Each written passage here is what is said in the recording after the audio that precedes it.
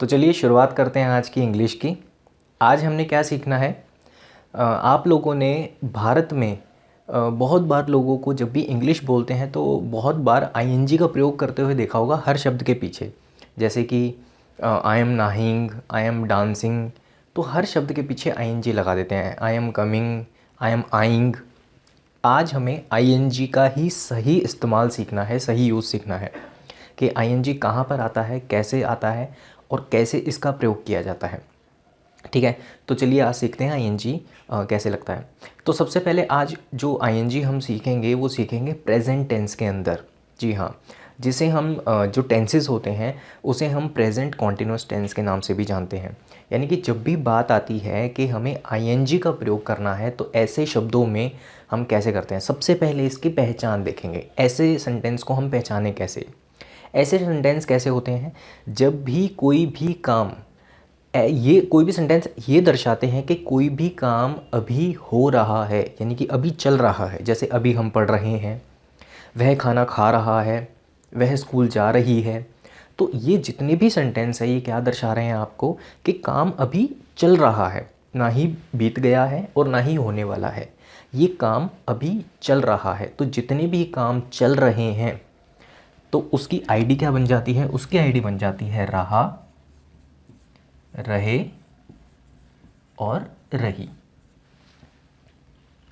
ठीक है, तो रहा, रहे, रही, ये जिस भी सेंटेंस के एंड में आएगा तो हम पहचान लेंगे ये वो वाले सेंटेंस हैं जब जो ये दर्शा रहे हैं कि काम अभी हो रहा है, यानी कि काम अभी चल रहा है। तो इनके लिए जब भी रहा, रहे आ जाए तो इनके लिए हमें क्या करना है, इनके लिए हमें इस्तेमाल करना है आईएनजी। इनके लिए हमें क्या इस्तेमाल करना है, आईएनजी। ठीक है, अब जब भी आईएनजी आएगा तो हमें ध्यान रखना है, हमें वर्ब की पहली फॉर्म यानी कि फर्स्ट फॉर्म का इस्तेमाल करना है। ठीक है, अच्छा, फर्स्ट क्लास में हमने सीखा था, जितने भी स्टूडेंट्स और जितने भी लोग जो हैं अभी जुड़े हैं, इस क्लास से जुड़े हैं, उनको मैं बता दूं कि आप फर्स्ट क्लास जिसने मिस की है तो वो ज़रूर देखिएगा। प्लेलिस्ट बनी हुई है इंग्लिश स्पीकिंग क्लास के नाम से अलग से, तो आपको प्लेलिस्ट में सारी वीडियोस मिल जाएंगी। उसमें और भी वीडियोस हैं, हर डे के हिसाब से वीडियो जो है वो आपको मिल जाएगी। तो आप ज़रूर जाके देखिएगा सो दैट आपको जो बेसिक्स है, जो आपका छूट गया है, वो कंप्लीट हो जाएगा। तो चलिए यहाँ पर देखते हैं कि हमने सीखा था कि कुछ जो होते हैं हमारे पास सिंगुलर होते हैं सब्जेक्ट्स और कुछ होते हैं हमारे पास प्लूरल होते हैं। ठीक है ना, तो सिंगुलर में क्या आता है, जैसे ही, शी, इट या फिर किसी का नाम। तो ये सारे के सारे सब्जेक्ट जो होते हैं ये सिंगुलर की श्रेणी में आते हैं। प्लूरल की श्रेणी में कौन से आते हैं, जैसे कि दे, वी या फिर अन्य कोई भी प्लूरल, जैसे कि हम बात करते हैं चिल्ड्रन, लोगों की बात करते हैं लोग यानी कि पीपल। ठीक है ना, तो ये सारे के सारे जो हैं ये प्लूरल की श्रेणी में आते हैं। ठीक है, अब हमें क्या करना है, हमें अगर सिंगुलर हो तो वर्ब की फर्स्ट फॉर्म लगा देनी है, प्लूरल हो तो भी वर्ब की फर्स्ट फॉर्म लगा देनी है, यानी कि सब्जेक्ट इनमें से कोई भी आए, और साथ में क्या लगा देना है, आईएनजी लगा देना है, साथ में आईएनजी लगा देना है। ठीक है, इतना सा ध्यान रहेगा। ठीक है, अच्छा, अब यहाँ पर हम एक हेल्पिंग वर्ब का इस्तेमाल करने जा रहे हैं। वो हेल्पिंग वर्ब क्या है, इज़, एम, आर का। ठीक है, तो ध्यान देना है हमें, जब भी सिंगुलर की बात आएगी तो वहाँ पर हम इज़ का इस्तेमाल करेंगे, जब भी बात प्लूरल की आएगी तो वहाँ पर हम आर का इस्तेमाल करेंगे, और जब भी बात आएगी आई की तो हम एम का इस्तेमाल करेंगे प्लस आईएनजी लगाएंगे। ठीक है, ये तो थी बात रूल की। अब हम सीखेंगे कि सेंटेंस बनाना कैसे है। ठीक है, जैसे कि मैं कोई भी सेंटेंस लेता हूँ, मैं नाच रहा हूँ, मैं नाच रहा हूँ। तो अभी सबसे पहले हमें क्या चेक करना है कि ये जो सेंटेंस है ये रहा, रहे वाली श्रेणी में आ भी रहा है या फिर नहीं आ रहा है, क्योंकि इसके अंत में रहा है तो ये इस श्रेणी में आ रहा है, और ये सेंटेंस ये भी दर्शा रहा है कि काम हो रहा है अभी, है ना। तो यानी कि हमें पता चल गया, और हमें ये भी पता चला कि ये जो सेंटेंस हमने अभी देखा तो ये हमारे इस रूल को सेटिस्फाई कर रहा है। ठीक है, तो अब इसको बनाएंगे। देखिए, मैं की इंग्लिश क्या होती है, आई। मैं की इंग्लिश क्या होगी, आई। आई के साथ क्या आ रहा है, एम। आई के साथ हमने एम लगाना है, और उसके साथ वर्ब के साथ हमें आईएनजी लगाना है। तो मैं नाच रहा हूँ, आई एम, नाचने की इंग्लिश क्या होती है? डांस। तो डांस के आगे क्या लगा देंगे? ING लगा देना है, बस इतना सिंपल है। आई एम डांसिंग, ठीक है। वह गाना गा रहा है, वह लड़के की बात हो रही है तो ही के साथ क्या आता है? इज़। तो ही इज़ गाना गाने की, सिंगिंग, ING लगा दिया। सिंग, सिंग मतलब गाना गाना, ING लगा दिया तो सिंगिंग हो गया, गाना गा रहा है, he is singing a song, ठीक है ना। ऐसे ही और भी सेंटेंस सोचते हैं हम, जैसे कि दे आर प्लेइंग, वे खेल रहे हैं।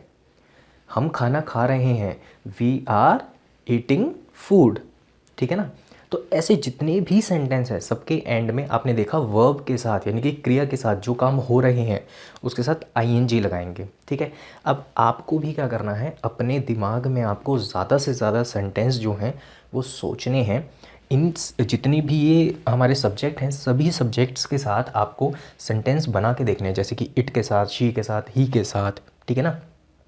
जैसे कि एक और सेंटेंस देखते हैं, she is going to home, she is going to home, यानी कि वह घर जा रही है। तो आपने देखा शी के साथ इज़ लगाया, और जाने की इंग्लिश क्या होती है? गो। तो गो के साथ गो नहीं लगाया, शी इज़ गो नहीं, शी इज़ गोइंग, जा रही है। इस सेंटेंस से हमें पता चल रहा है कि अभी वो काम हो रहा है, वो काम ख़त्म नहीं हुआ है, ना ही वो काम फ्यूचर में होगा। हमें इस सेंटेंस से क्या पता चला कि अभी वो काम हो रहा है, अभी चल रहा है, ठीक है ना।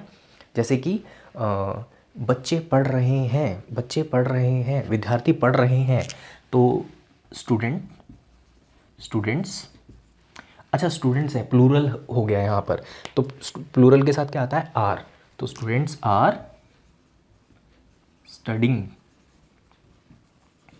ठीक है ना। तो इस तरीके से आएगा। अध्यापक पढ़ा रहा है, अध्यापक पढ़ा रहा है, टीचर इज़ टीचिंग, ठीक है। तो ये सेंटेंस इस तरीके से होते हैं। अच्छा, अब बात करेंगे नहीं वाले वाक्यों की। अगर सेंटेंस में नहीं आ रहा है, जैसे कि she is going to home, अब ये आ जाता कि वह घर नहीं जा रही है, तो क्या लगा देते? She is not going to home. Is MR के बाद नॉट लग जाएगा। तो इसी सेंटेंस को बना के देखते हैं हम। I am not dancing, he is not singing a song, she is not going to home, students are not studying, ठीक है। तो आपने देखा किस तरीके से हमने नहीं वाले वाक्य बना दिए, ठीक है। सिर्फ एक चीज़ हमने नोट की, क्या कि हमने नॉट लगा दिया, किसके पीछे? इज़ MR के पीछे, यानी कि जितनी भी हमारी हेल्पिंग वर्ब थी सबके पीछे हमने क्या लगाया? नोट लगा दी। अब इसके बाद हम देखेंगे कि ऐसे सेंटेंस आ जाए जो कि काम को दर्शा तो रहे हों कि अभी चल रहे हैं, हो रहे हैं, लेकिन वो क्वेश्चन पूछ रहे हों। जैसे कि क्या वह स्कूल जा रही है? अब क्या आ गया, यानी कि ये क्वेश्चन पूछ रहा है क्या वह स्कूल जा रही है, तो इसको कैसे बोलेंगे? Is she going to home, is she going to home. तो हमने क्या किया इसको बनाने के लिए, हम जो हमारी हेल्पिंग वर्ब थी उसको उठा के पहले लगाया और उससे हमने अपने सेंटेंस की शुरुआत कर दी, ठीक है। जैसे इस सेंटेंस में देखेंगे, अगर इसको मैं इसको पहले ले आता हूँ तो क्या बन जाएगा? Is he not singing a song, क्या वह गाना नहीं गा रहा है। इसमें देखते हैं, आर को पहले लगा दिया, आर स्टूडेंट्स स्टडिंग, यानी कि क्या स्टूडेंट पढ़ रहे हैं, ठीक है। आर वी प्लेइंग, क्या हम खेल रहे हैं। आर वी नॉट प्लेइंग, क्या हम नहीं खेल रहे हैं। तो इस तरीके से हम क्या बना देंगे, सारे के सारे सेंटेंस को इंटेरोगेटिव बना देंगे। इनको बोलते हैं हम इंटेरोगेटिव सेंटेंसेस, यानी कि वो सेंटेंसेस जो कि आपसे क्वेश्चन पूछते हैं, सवाल करते हैं, ठीक है ना। जिनके शुरुआत में, अगर हम हिंदी की बात करें तो जिनके शुरुआत में क्या लगा होता है? क्या। इनकी शुरुआत कैसे होती है? हिंदी में भी तो क्या से शुरुआत होती है, और सेंटेंस के अंत में जब भी लिखने की बात आएगी तो सेंटेंस के अंत में क्या होता है? क्वेश्चन मार्क लगा होता है। इसी तरीके से इंग्लिश में भी जब हम क्या वाले वाक्य बनाएंगे, जैसे कि देख लेते हैं, आर वी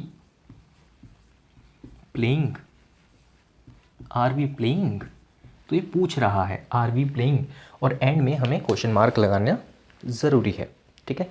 तभी पता चलेगा ना कि जो सेंटेंस है वो क्वेश्चन वाला सेंटेंस है भी या नहीं, ठीक है ना। तो सेंटेंस को कंप्लीट करने के लिए हमें क्वेश्चन मार्क लगाने की आवश्यकता है, और क्वेश्चन मार्क लगाना भी ज़रूरी है, ठीक है। तो ये तो था आपकी आज की क्लास। अच्छा, लास्ट क्लास में हमने क्या सीखा था? विल और शेल का इस्तेमाल सीखा था डे 5 में, ठीक है।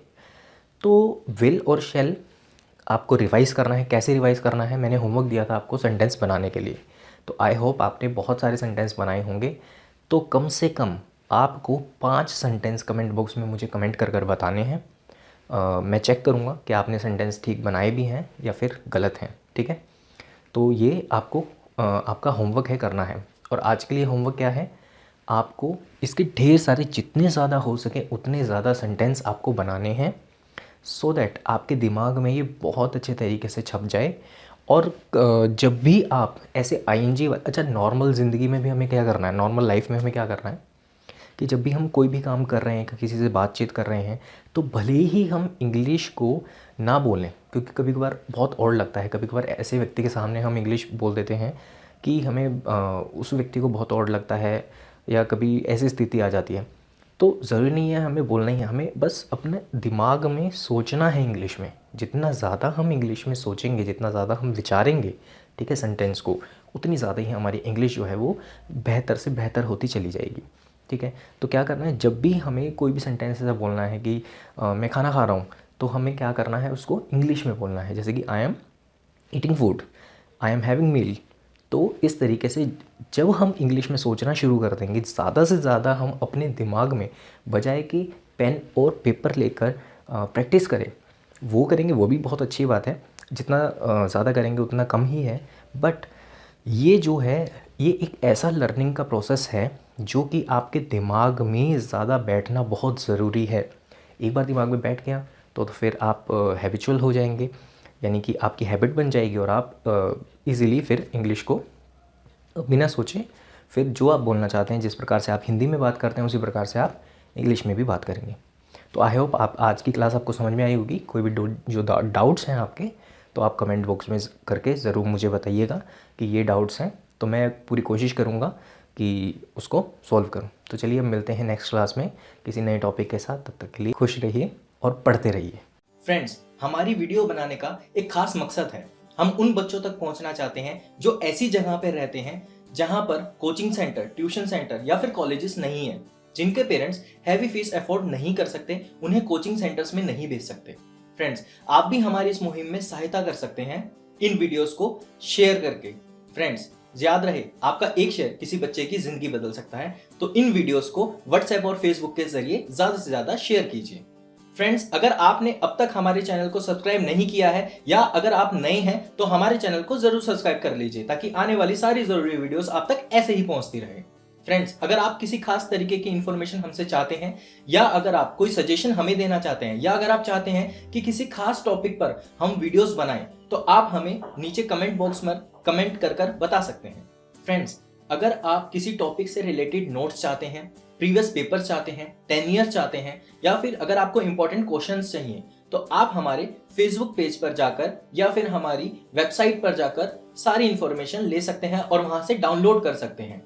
सारी जानकारी आपको नीचे डिस्क्रिप्शन बॉक्स में मिल जाएगी। सारे लिंक्स की जानकारी नीचे डिस्क्रिप्शन बॉक्स में दी गई है, वहां से जाकर आप इंफॉर्मेशन ले सकते हैं। All the best for your exams.